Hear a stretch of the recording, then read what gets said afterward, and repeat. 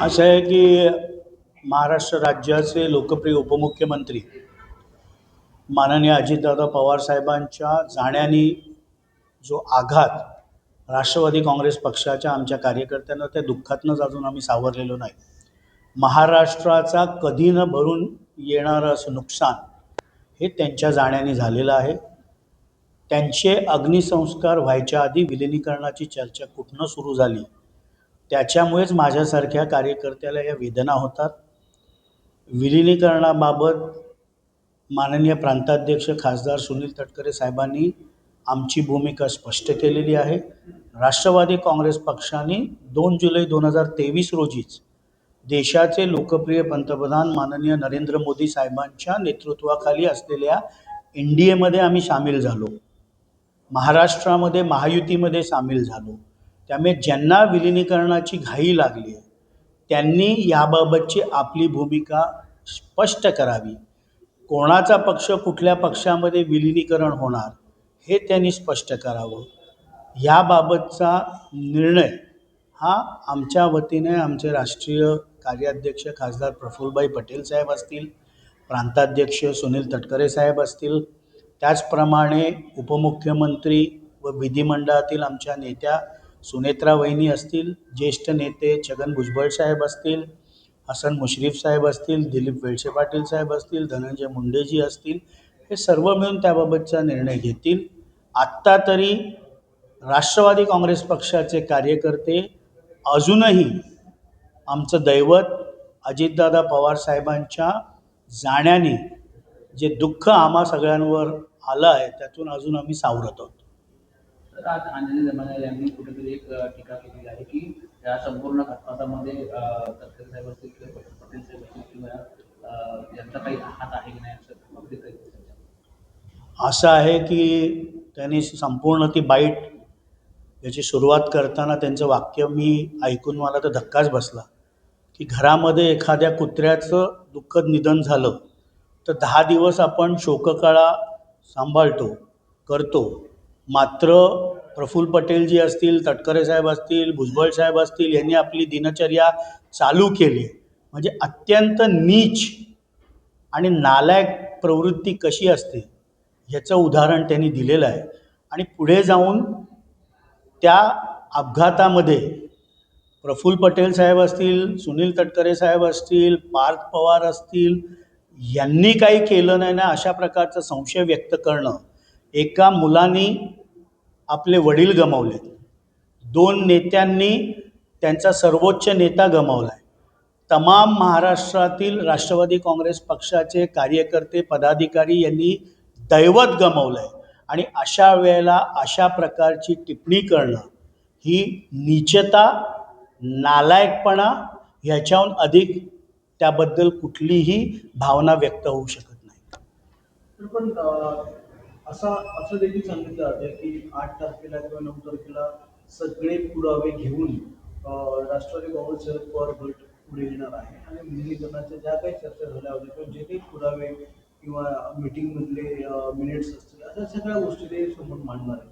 काय वाटतं त्यांच्याकडे पुरावे आहेत किंवा त्यांच्याकडे अशा प्रकारची ही हे दाखवण्याची वेळ काय आहे?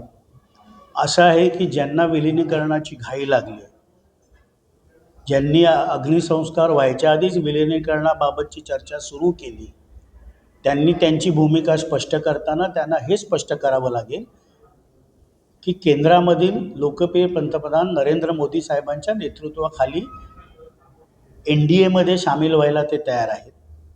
महायुतीच्या सरकारमध्ये राज्याचे मुख्यमंत्री देवेंद्र फडणवीस साहेबांच्या नेतृत्वाखाली राष्ट्रवादी काँग्रेस पक्ष आहे, त्याच्यामध्ये त्यांना विलिनीकरण करायला तयार आहेत. त्यांना त्यांची भूमिका स्पष्ट करायची. आमची भूमिका राष्ट्रवादी काँग्रेस पक्षाची जी 2 जुलैला माननीय अजितदादा पवार साहेबांनी घेतली त्या भूमिकेवर आम्ही आजही ठाम आहोत आणि उद्याही ठाम असणार आहोत.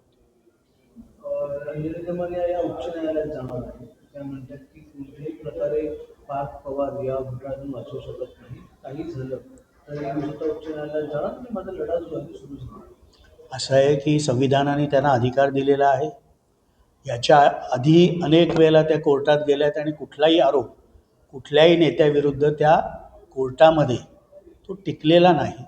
त्यामुळे केवळ प्रसिद्धीसाठी सो कॉल्ड समाजसेविका ह्या अशा आरोप अनेकदा त्यांनी केले, पण आजपर्यंत त्यांनी केलेला कुठलाही आरोप हा कोर्टामध्ये त्या प्रूव्ह करू शकलेला नाही. पाच पवारांना टीएमसी दिल्याच्या बातमी देखील समोर येतात. असं आहे की आत्ताच काही वेळापूर्वी राज्याचे महसूल मंत्री, ज्येष्ठ मंत्री माननीय चंद्रशेखर बावनकुळे साहेबांनी स्पष्ट केलं की अतिरिक्त मुख्य सचिव महसूल विकास खर्गेजींच्या नेतृत्वाखाली जी काही टीम नेमण्यात आली होती कमिटी, तिचा अहवाल यायला अजून 8 ते 10 दिवस लागतील. त्यामुळे माध्यमांनाही माझी विनंती आहे आणि सो कॉल्ड समाज सेवक जे म्हणतात की अजून तो अहवाल आलेला नाही, तो अहवाल आल्यानंतर जनतेसमोर तो नक्की येईल. त्याच्यामध्ये जे सत्य असेल ते महाराष्ट्राच्या जनतेसमोर येईल.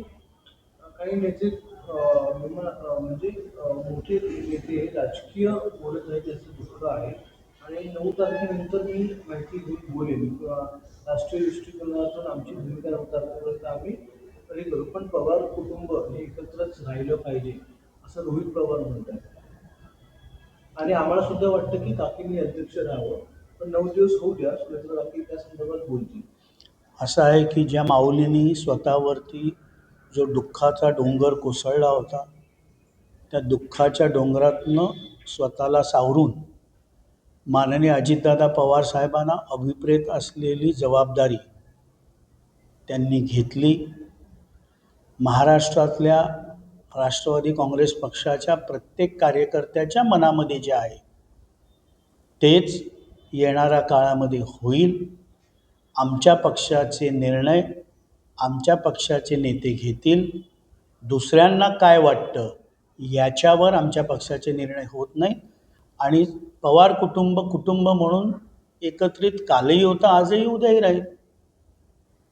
आमच्यात राजकीय चर्चा झाली नाहीये 2 पक्षांमध्ये असं रोहित पवार म्हणतात. असं आहे की विलिनीकरणाची चर्चा कोणी सुरू केली? विलिनीकरणाबद्दल अग्निसंस्कार व्हायच्या आधीच कोणी बोलायला सुरुवात केली? मग ठीक आहे, आम्ही अजूनही त्या दुःखातनं आमचं दैवत, आमचा नेता आमच्यात नाही ह्याच्यातनंच, ह्या भावनेनेच अजून आम्ही एवढे दुःखी आहोत की विलिनीकरण, पुढच्या गोष्टी या कुठल्या विचारामध्ये येत देखील नाहीत माझ्यासारख्या सामान्य कार्यकर्त्याच्या.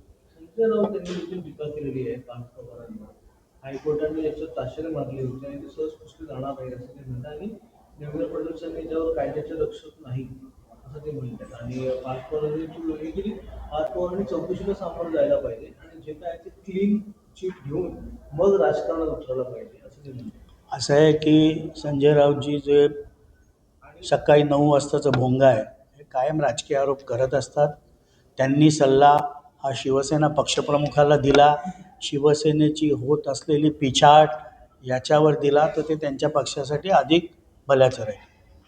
हा जो संपूर्ण व्यवहार होता याला बेनामी व्यवहार म्हणतात आणि तो खरा होता असं देखील दावा संजय असं आहे की चौकशी समिती चौकशी करते संपूर्ण व्यवहाराची. अतिरिक्त मुख्य सचिव विकास खर्गेजी यांच्या नेतृत्वाखाली ही कमिटी आपला रिपोर्ट महसूल मंत्र्यांना देईल. तो रिपोर्ट सार्वजनिक देखील होणार आहे. संजय राऊतांनी स्वतःच आपण ते इन्व्हेस्टिगेशन करतोय आणि कुठल्या तरी निष्कर्षाला पोचून महाराष्ट्राची दिशाभूल ही करू नये.